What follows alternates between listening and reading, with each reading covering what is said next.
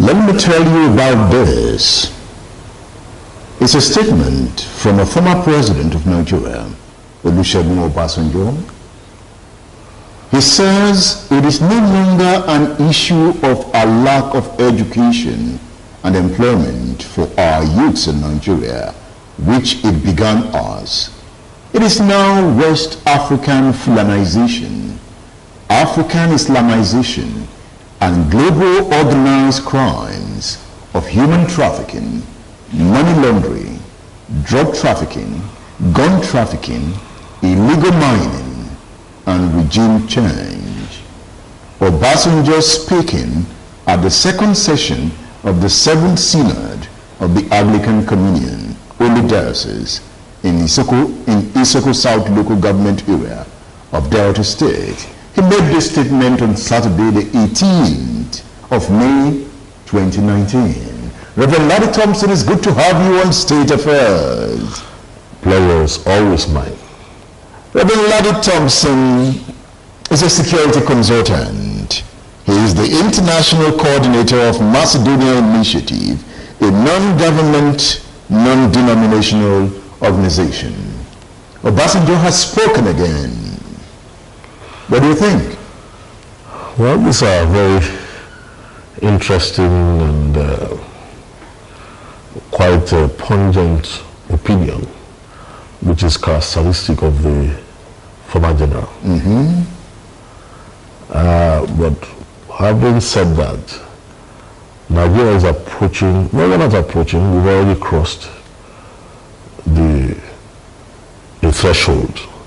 And I'm hoping that statements like that is not a matter of trying to lock the stables after the horse has already escaped. What do you mean by crossing the threshold? I remember I granted an interview 2012. Yes, that was 2012. Jonathan? Jonathan. Stating, was headlines then, that Jonathan was a wartime president.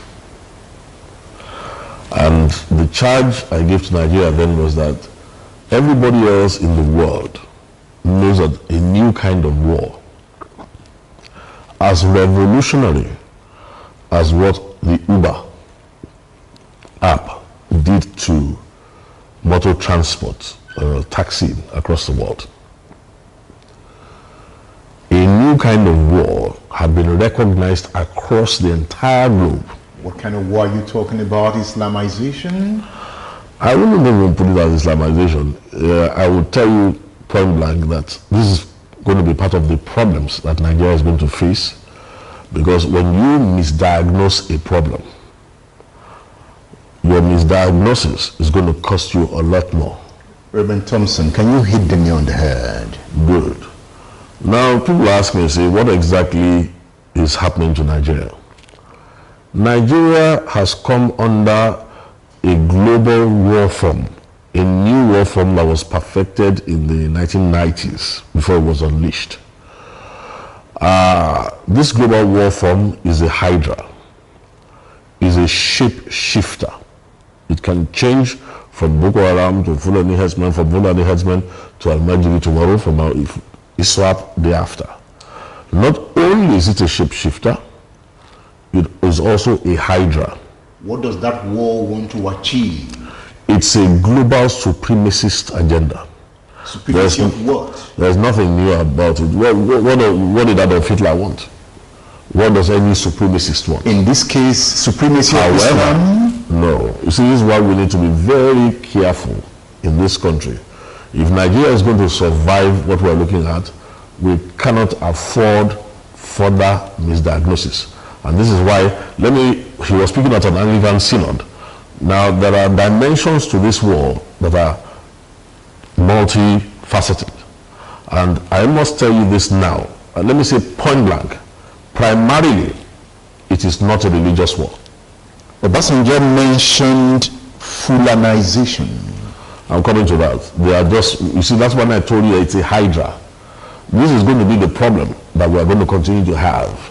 And this is why Nigeria may lose at the end of the day if we continue to misdiagnose this issue.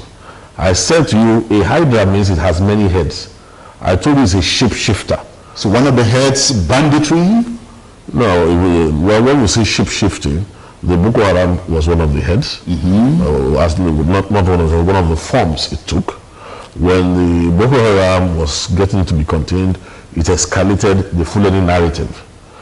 As the Fulani narrative was sort of getting a lot of flack, we see the West African version of ISIS has come into play.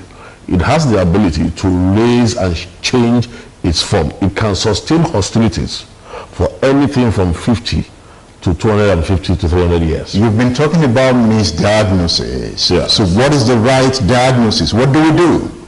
Now this is where Nigerians have to realize that this fire brigade approach to all things is not going to work this time. We need to make sure that the nation calms down, and the leadership has to accept Nigeria is not the only country in the world. There has been a documented, researched, global resurgence of what is described as Islamism. Why is it described as Islamism? It is because it wears the cloak of religion. It goes beyond religion because it will kill a Muslim as fast as it will kill a Christian. Like we are seeing in northern Nigeria. You don't do, look, I served as special advisor to at least 3 generations of Khan presidents. And I want to tell you that we began to blow the alarm about what is coming in Nigeria as early as 1998, 1999, 2000. Whatever is happening now, if anybody claims, especially people in high places, that is taking them by surprise, it will be very untrue. The point is, we saw it then, analyzed it, learned about what it was, and began to warn. It's supremacist, it wears a religious cloak. If you make the mistake of tackling it as a religious problem, you are a man that is using petrol to quench a naked fire. Is it more of an economic problem? All those are just the facilitating, how do I call them now? These are accelerators. But it is definitely not the root cause. Now, it is a supremacist agenda, opportunistic. Can the Nigerian state tackle this? Well, the problem that we are having in the Nigerian state is this. The Nigerian state itself, before the full entrance of this problem, already inherited certain problems from its foundation, post-colonial. One of the problems was that the divide and rule policy of the colonial masters fanned the flames of religious hatred.